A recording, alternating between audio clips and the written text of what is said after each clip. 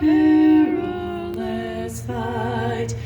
O'er the ramparts we watched were so gallantly streaming, and the rockets' red glare, the bombs bursting in air, gave proof through the night that our flag was still there.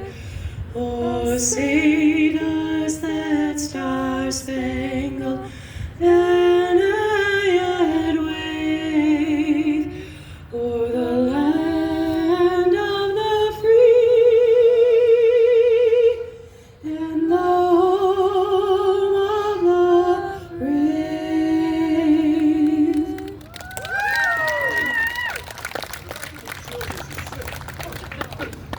That's what I'm talking about, folks. It's that good and their voice is sick. So, yeah, that's pretty sick. Anyhow, to introduce myself, I'm your host for this Trump event. My name is Kevin Hunter. I'm widely known on YouTube as the homework guy. And no, I don't do people's homework, but what I do is teach car buyers. How many of you people have bought or sold a car in your lifetime? By show of hands, how many people have bought or sold a car? So, a lot of people are dealing with dealerships out there and getting ripped off. And quite a number of years ago, back in 2009, so for the last 15 years, I've been publishing on YouTube how to buy a car at a car dealership without getting ripped off, or trade your vehicle in at a car dealership without getting ripped off. So if you go to our website, thehomeworkguy.com, you'll find a number of resources there that are all designed to help car buyers. So anyway, I'm really glad, really proud to be here. My YouTube channel now has 434,000 subscribers. I've reached an audience of 64 million people. And you know, the whole magic behind the growth of the whole channel has been is just simply speaking the truth. Man, I'll tell you, we have a lot of people in the media and a lot of our electeds that could learn a lesson from that. Because this week, leading up to this event, I got a call from the paper here in Bismarck, and from the paper in Fargo, and the paper in Minot, all asking about the Trump event, and saying, hey, we'll give you guys some free coverage. It's like, awesome. Well, then they said, we noticed you're on YouTube, and we started talking about my YouTube channel, and I said, you know, I'm betting my YouTube channel is a whole lot bigger than your newspaper. And it is, by a long shot. And so then after they kind of chuckled on the other end of the line, I said, you know, it really helps to tell the truth. You grow an audience by speaking the truth. So we have a lot of people who embrace the truth who are going to be speaking here today. I met the two candidates that are running for governor and lieutenant governor here a couple months back. And I've been really proud to get to know both of them. We actually had, my wife and I entertained them at our house here not that long ago up in the city of Williston. And I'm hoping when Lydia Gessley gets a chance to speak, she talks a little bit about her green thumb, because she's kind of a mad scientist when it comes to gardening and farming. So she lives on, I believe, 200 acres, is it, Lydia? Yeah. And raises a couple of different crops there. But she does some really cool things with electrical energy relating to her gardening. So I hope she'll comment a little bit about that and share some of those tips with you guys today. So without further delay, I would like to invite Gerald Gorick to the stage. It's been some time ago now that I've met Gerald Gorick. Got a chance to meet him as a result of being a regular attendee of Sons of Liberty group in Williston. And then sitting in those meetings over there, I found out I was in District 2. And guess who's the chair of District 2? Gerald Gorick. And you know, not that long ago, I went down to the Republican convention in Fargo, and I'll tell you what, this man put on a clinic for that entire convention on how a district chair does a great job of running his district and making sure that his delegates get down there and make their votes count. I'll tell you what, when establishment rhinos were put up for nomination, it was a beautiful thing. We brought 64 or 65 delegates there. It was a beautiful thing hearing these votes. District 2, 64-0 against the Rhino Republicans, and it was a beautiful thing. Several times the votes from District 2 drew applause from the floor. So I won't say more about Gerald Gorick. I'll let him introduce himself and talk a little bit about Sons of Liberty, and I know he's very passionate about Second Amendment. I'm very passionate about Second Amendment as well because it's the amendment that protects all the other amendments. So Gerald, please come on.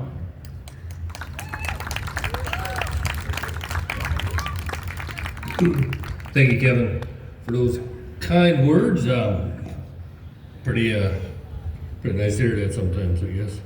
Thank you all for coming here today. I know not everybody wants to be sitting out here on a beautiful Saturday afternoon, rather be at the lake fishing or doing something like that, enjoying family, but I sure appreciate everybody coming out for this. I guess Kevin introduced me. I'm Gerald Gorick from McGregor, North Dakota. Just a farm ranch kid. It's all I've done my whole life, farm and ranch. Never thought we'd end up in this state of affairs with our country, the world for that matter. And back when the election was stolen in 2020, I seen a cause that we needed to do something.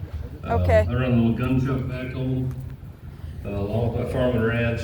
And I'd hear people come in the gun shop and say that, well, they'll get the end of the shotgun when they come in my door. And just hundreds of people come through the door saying, Actually, let me do. This is our enemy. Why are we waiting for them to come to us? We need to take the fight to them. I mean, you could see right then that the federal government was so corrupt. They're taking away all of our amendments.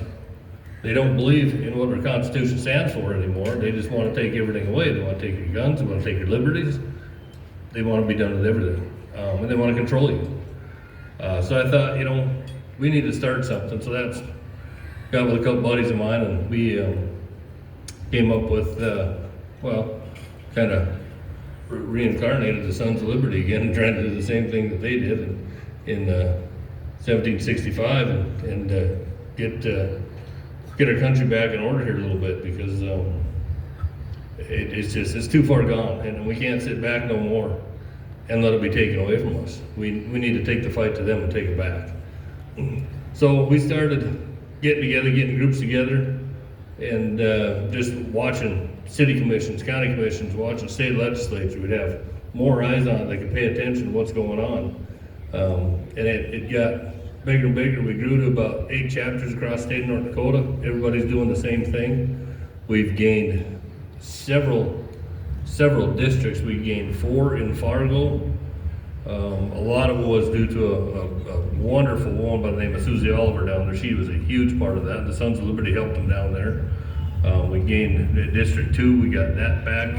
We have a lot of good conservative districts right now in the state of North Dakota. And if we can keep growing like we have, we need another 8 or 9 districts so we can take the state back. Because that's what it takes, is to take the district back to get everything back in order.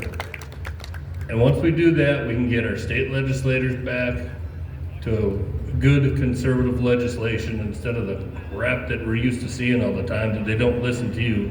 They come to Bismarck and they listen to the higher ups, the Burgums and the Hovens and the big bankers, and that's all they listen to, and they won't listen to the little guys like me and you. So if we can get that done, we will have we'll have a whole lot different state. In another couple of years, we have a good opportunity to do that. So that is our main goal right now, is to get the state back in order and try and keep driving that through to the people that it takes the people to change this thing, and everybody needs to get out and vote. And this last Tuesday, if that doesn't prove to people that nobody's watching anything, I mean, I don't know what else is gonna.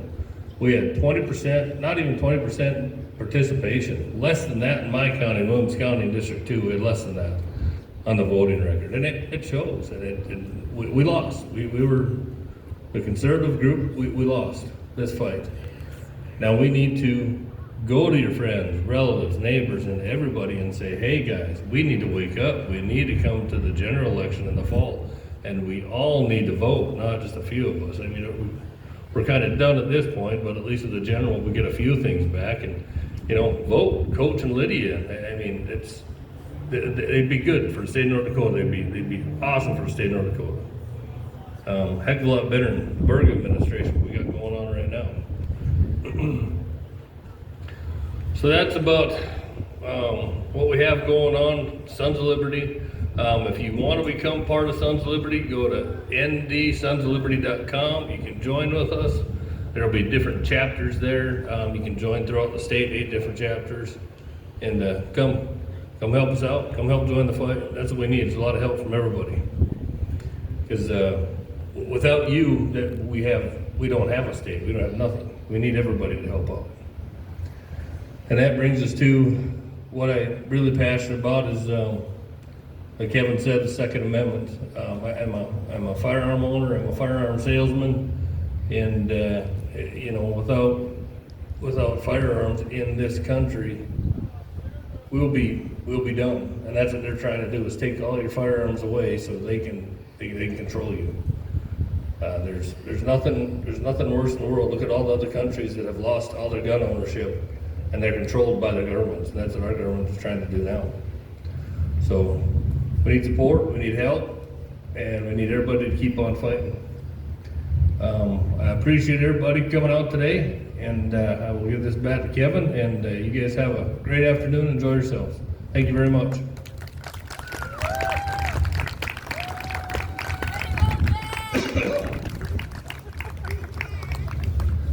Gerald Gorick, a well-respected man up in his area in the northern part of the state, and rightfully so.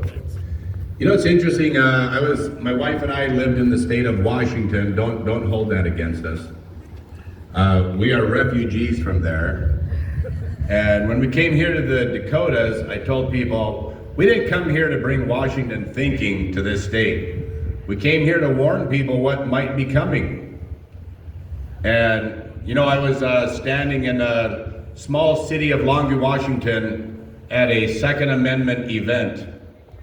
And I was standing next to a lady that somebody had identified to me as a very strong anti-gun person.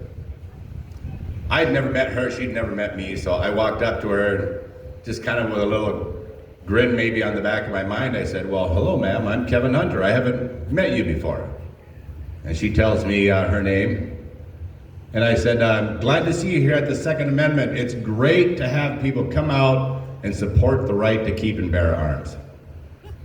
And she says to me, she goes, I don't happen to believe in the Second Amendment. And I said, I find that interesting, why not? She says, well, Kevin, I have young kids at home. So I can't have a gun in my house because I'm concerned about safety for my children. And I said, well, that's interesting, Sean, because I have young children at home, and I have guns in my house because I'm concerned about their safety.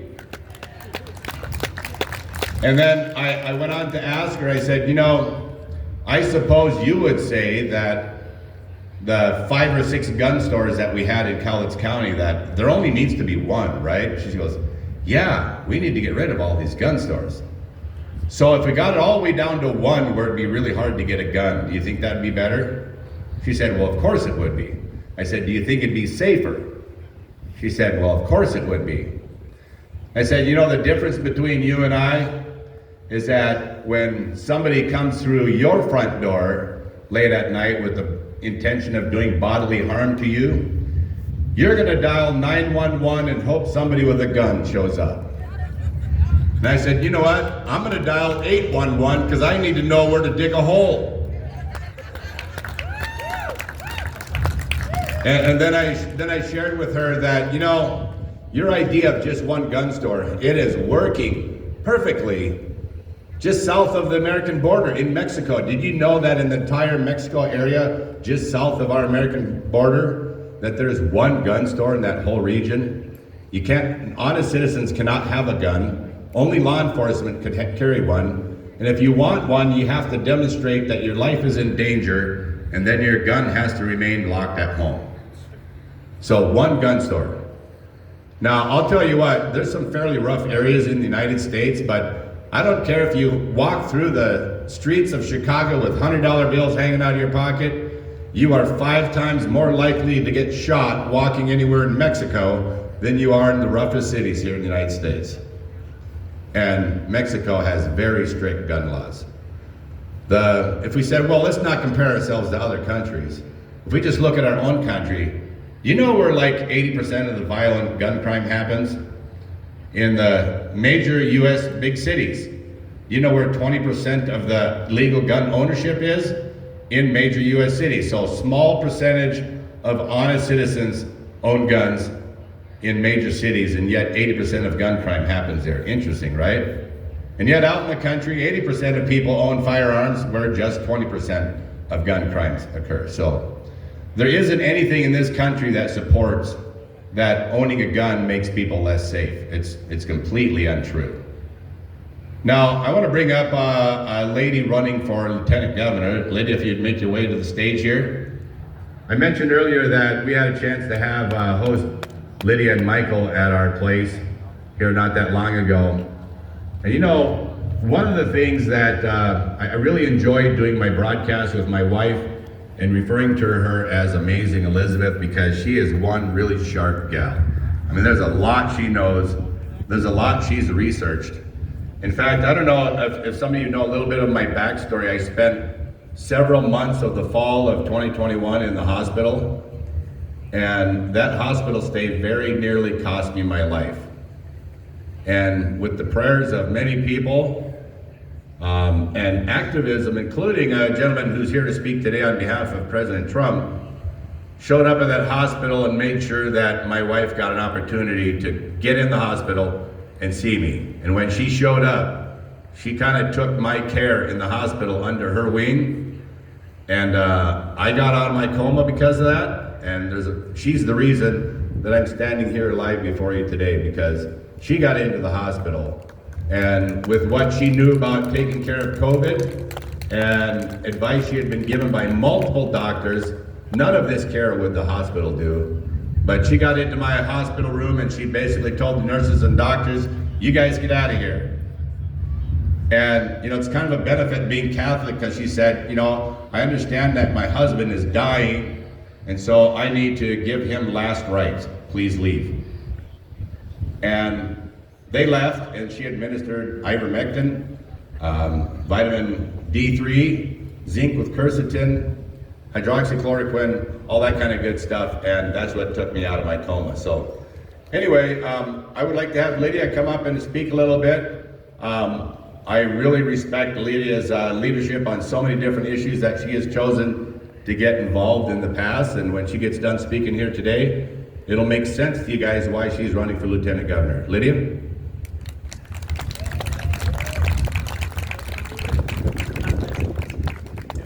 Hi, my name is Lydia Gessley, and I'm a single homeschooling mom to 3 teenagers, and I'm a Christian.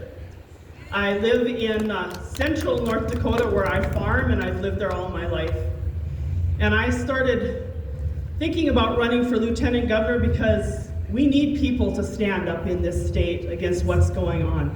And I'm tired of watching nobody do it, so I decided I needed to do it. I need to stand up. And this isn't the first time. 18 years ago, they were trying to take away our rights to have home births in North Dakota.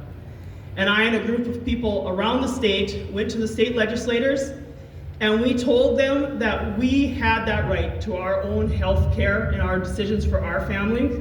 And I've had all 3 of my children at home. And I wanted everybody else to have that ability as well. After that, we started to fight for homeschooling laws. They need to be lessened. They were very strict in North Dakota.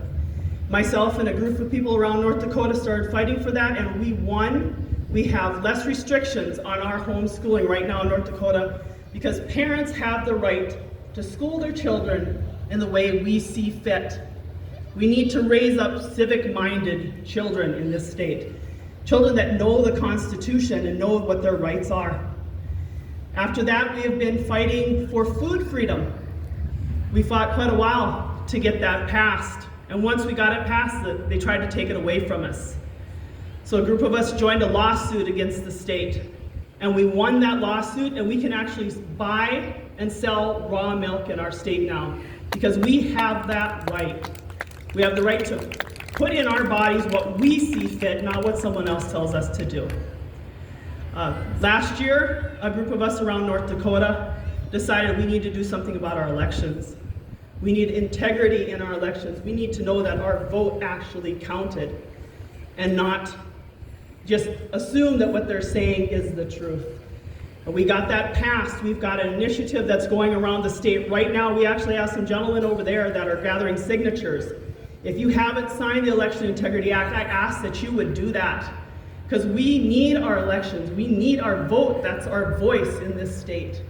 We need to get rid of these machines so we know that the vote that we cast is the vote that we put on that paper, because we don't know once they're run through that machine. And I also want to tell you that our freedom, that is involved with our land. And I don't know if you know it, but we have a property tax initiative going around the state right now too. And if we do not have our land, we don't have freedom. And with paying a property tax, you're paying rent to the state. You don't own that land. We need to get that back. We need our property in our names saying that it's ours, and the state can't tell us that we have to pay taxes for it. There's an initiative over there to be signed for that as well. A few other things you need to know about me is that I'm not afraid to fight.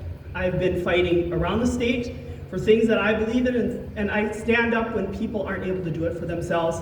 And I fight in my county. I still am fighting in my county, and I will fight for everybody here in North Dakota. I am pro-life. I am pro-Second Amendment, and I believe that we need to get this Constitution back in our state working for the people. But that means people need to learn that Constitution as well. So I would ask that you would vote for us this November, and I'm really glad to be running with a very good man of integrity, Michael Coachman. I was just asked to talk about land patents. I actually went through the land patent process to bring my land back to the original land patent. If anybody's interested in doing that, I can get you some information on it. There's a couple other people around the state that can help people with their land patent. Once you get your land back under its original patent, you own that land again. And it says right in your patent that it is yours all the way through to your heirs. So it can be passed on from yourself to your children, to your grandchildren, to your great-grandchildren. That is the way to get your land back to yourselves. Get a land patent. So if you're interested in that, you can get a hold of me on that, and I will help you with that and set you up with people that know how to do it as well. Thank you.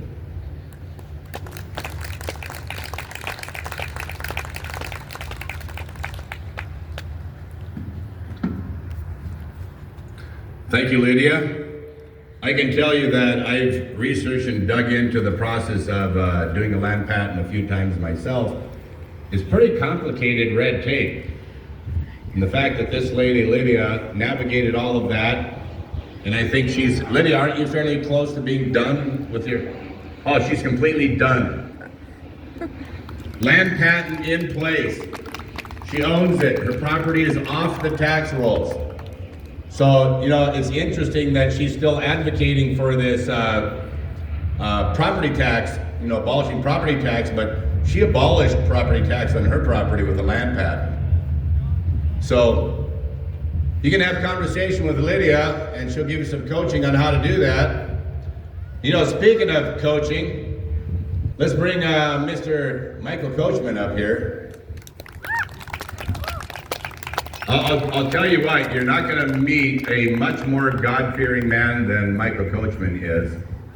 And we're concerned about the integrity of the character that's leading this state, of all the people that's in this huge building behind us during work days, so busy taking our rights away.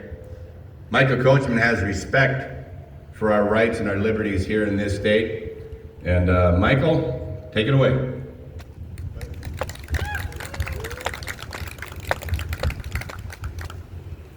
This is not part of my speech when I'm getting ready to start, but I have a couple of pet peeves.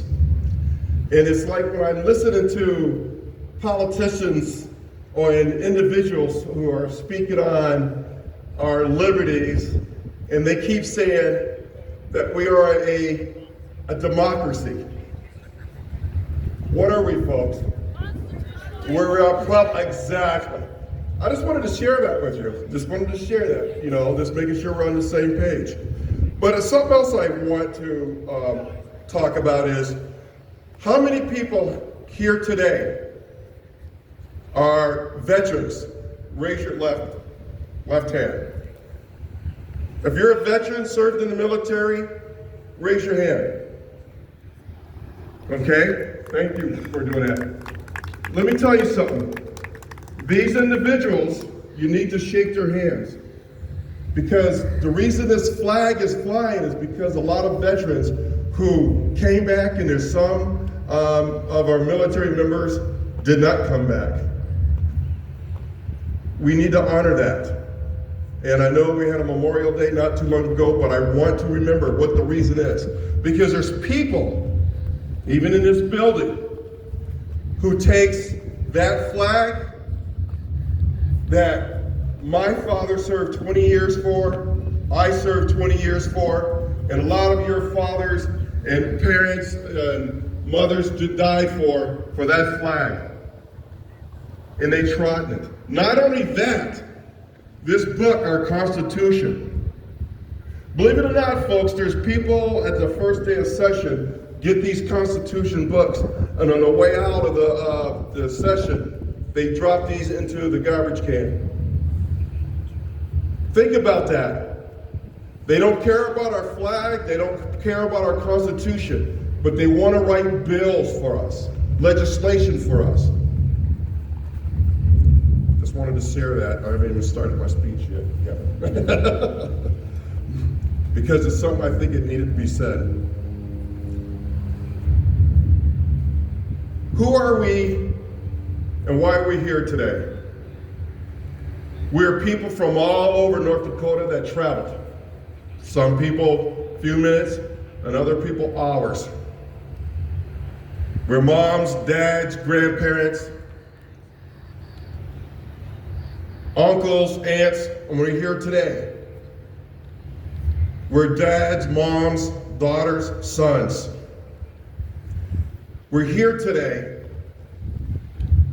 because we don't like what's happening to our nation. We want somebody to stand up to help fight for us. We're here today because we're seeing what the Biden administration is doing to our nation. We see the injustice to our military. We see the injustice of the people on January 6th. We also see the injustice what's going on with Donald J. Trump. We see how the Biden administration weaponize our court system to go after individuals. We have an administration that's trying to make our little boys into little girls and vice versa. We have an administration here that's selling us out to the CCP and to the whole almighty dollar. But you know what? We also have a man here who's going to stand in the gap. First in DC, he helped when he was a president. He helped with our economic growth. He cut taxes and increased jobs. He made us more energy independent. He did a lot of deregulations. He changed our foreign policy to make it better, that it was American first policy. He worked our trade deals. He was working on border security and immigration. He appointed 2 Supreme Court justices during his time. He helped with the defense and veteran affairs of our military and helped try to rebuild our military. He did a massive deregulations for American businesses, the workers, regulations. He knows that the only way you can get a lot done is to have bills removed, so every bill you pass, you gotta remove 2. That's the sad part of our government, of our federal government. The saddest part is we have a state government almost in the same manner. We have Bergen, who is Bill Gates' good friend. And you know who Bill Gates' prime purpose was to eliminate you and me from off this planet? To give us things that are not designed for our body? These are two men who are socialists, globalists, who spent time, think about it, back in 2020, 21, 22. They were killing our elderly. They were making our kids without hope. Reflect on what's happening in our nation, folks, especially our nursing homes, and how they really were trying to do to our kids. With the opportunity to fight and stand for our country, they didn't. They supported the CCP. And as some of you know, Fufeng. If you don't know what Fufeng is, it's a Chinese government that was coming into Grand Forks, North Dakota, to set up near our military installations, to spy on our military installations. And I called our legislators, I called our governor, I called our senators, and none of them said, no, it's all local. No, it isn't. Matter of fact, they helped sponsor a lot of these CCP individuals in.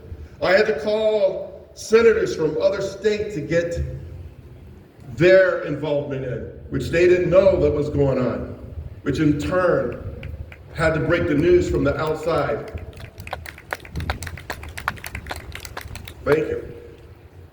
And with that, it brought it to light to a lot. First of all, it's not in my notes, but I want to just give a shout out to two groups. BEK, Back TV. If you haven't seen it, Lori Hines did an excellent job on the breakdown of Fufeng and all that was going on. Because of it, it spread across the rest of our nation. And states started seeing, hey, we get the CCP building a house in our own state, near our military bases. That's huge. We sent a light, we sent up some flares. I also want to thank the Sons of Liberty for coming across the state and sitting there in our Grand Forks City Council, just totally disrespect the people, that they stood with us. I want to mention at least two groups, two individuals also, Dennis Cadillac and the Spicers, and all the other people. There was people from Minnesota that came and helped with us to fight Fufeng to shut it down. But the thing of it is, the sad part is, we still got people who are still involved with the Chinese government that want to sell our state out.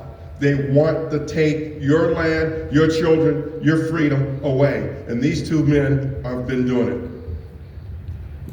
Then we have Kelly Armstrong. When he had an opportunity to deal with the Fufeng, he said no.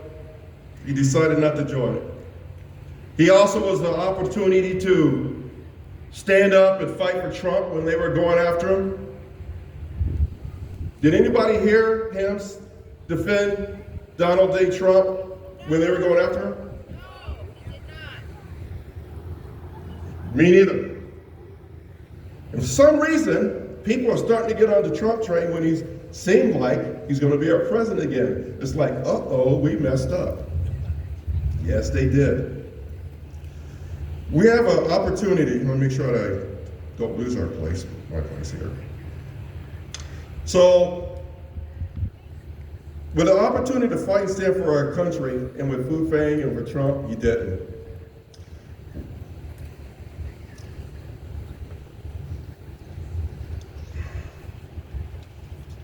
There's something else that is something that the people need to know. There's a lot of people who really don't care about you. They don't care about your family. And as Lydia alluded to, your land. And you see that happening across the state where eminent domain is coming to your neighborhood near you. And it's wrong. It's flat wrong. And people do it for personal gain. One of the saddest parts is SB, which is Senate Bill 2134. What is Senate Bill 2134? 2134 was designed to the state to give mineral rights back to the people. That's the way it was told. That's the way it was sold, to give it back to the people of North Dakota that they can have access to these mineral rights. But when the state of North Dakota took over over 40 years ago, there is no prior owners. So why is this significant? Because by default, when the oil companies look for these prior owners, which there is none, they get it. Let me explain that again. If there's no previous owners on these minerals, which was over, I believe, $1.4 billion, and that was back then at 2017-18, they get it. Now, why is Senate Bill 2134 really a bad one? Well, what Kelly Armstrong failed to mention to the rest of the senators and to the people, that he had oil wells and part of oil companies in this area, which is a major conflict of interest. And basically what it's going to do is he will wind up getting money off of you from the state. If a person is willing to sell his position for money, what do you think he's going to do as your governor? The people, he's going to sell us out. He's going to sell us out. Is that what you want for your state? Is that what you want with your families? Is that what you want for your grandkids? As your governor, I'm running for your governor. Me and Lydia, we're not under duress, and we're not compromised. I will drain the North Dakota swamp. I will drain the county swamps. I will drain the city swamps. And I definitely will drain the school board swamps. Yes! Woo! I will prohibit the purchase of foreign entities from purchasing North Dakota land. Woohoo! I will stand with you against any level of corrupt government. I will stand with you for your schools, everything. Together, we can end corruption. I will eliminate government overreach for farmers, ranchers, oil companies, and any type of business that the federal government got their hands in. It's a state run. I believe in state rights. We have a decision. And right now, where the state of North is, we are financially, I believe, financially secure that we do not need federal money and their strings that go along with it. We can do this on our own. I fought on the front lines with President Reagan when I was in Europe to help bring down the wall. I will stand here to fight with you on the front lines with you. When I become your North Dakota governor, I will stand firmly for all our individual rights. I will protect all our family and counties and reduce government, because our government here in North Dakota needs to be reduced. Parents, I will protect your God-given rights to raise your children the way you see fit. As governor, I will not allow any woke agenda or any government agenda to infiltrate our school agenda system. Parents, you choose your children's educations. You choose your belief that you want to teach your kids, and not government. You choose your medical choice for your children. I will stand with you as parents and stop government from using your asserting your parental rights.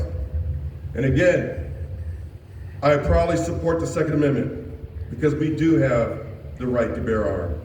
As governor, I will not allow any government mandate to strip you of your personal rights and choice. Some of you lost jobs over this last 2020, over this COVID thing. I will do everything to bring back the jobs that do what we can. Some of you were forced to take shots. Not under my watch anymore. No more.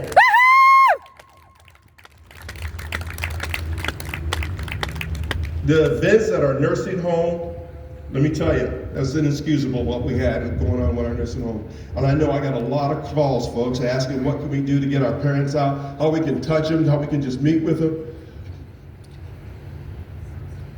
It's not the way we are as Americans.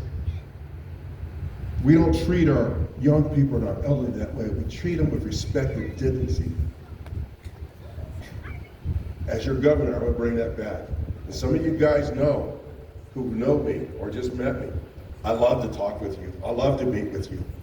You know I'm concerned. There's people who call me and while they're doing their farming at 2, 3, 4 o'clock in the morning, out there trying to get that product in before the rains come. And I'm on the phone talking to them. And most of you know I'm reachable. I will talk with you. That's the whole purpose. This is your capital. This is your government. I want to give it back to you.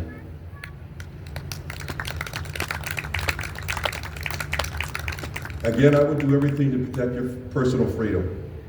I surely believe in we the people. There's not one person better than another. And when I talk to different groups, they always ask me, what can you do for us? That's a standard question. And I always do the same thing. Is that when you look at that flag represents everybody. And when you start out saying we the people, it's we, everybody. It's not one group over another group. It's everybody. As governor, I'm going to be the governor of everybody. Treat everybody the same. You may not like me, that's okay. I will still give you the respect that is due you because that is what we're all about. To help each and every one and give everybody an opportunity to speak. I will do everything that we don't be shut down no more in any type of council when you get an opportunity to speak. Because I don't know about you, but I'm a grown man. But to be to shush and to sit down as a little kid, no. I didn't like it, and I know you don't like it. We need to change that. We need to change the way our government is. It has to start at the top. We change it. And again, I say we need to drain the swamp. But draining the swamp, you in the county level, you at the city level, change because they're getting their marching orders from here. I'm going to give you different marching orders. I'm going to give so much different marching orders, Bill Gates will never want to come to North Dakota again. No, when you're a Carl Schwab So, and BlackRock. as we go and we're heading to November, we still need a little help. We need your involvement. We need you to help get other people involved. Right now, I believe we have 700 signatures to get on the ballot. With your help, we can get those other 300 to 400, and we can get on the ballot. I'd love to by the end of next week, and we need your help on that if you can. One of the things I wanted to share with you is I never want to use my position for financial gain. I'm asking you for your help. Together, we can clean up North Dakota, restore our personal freedom, and you know what? And have the North Dakota that we desire for us and our kids and our grandkids. Thank you. God bless. I love you all.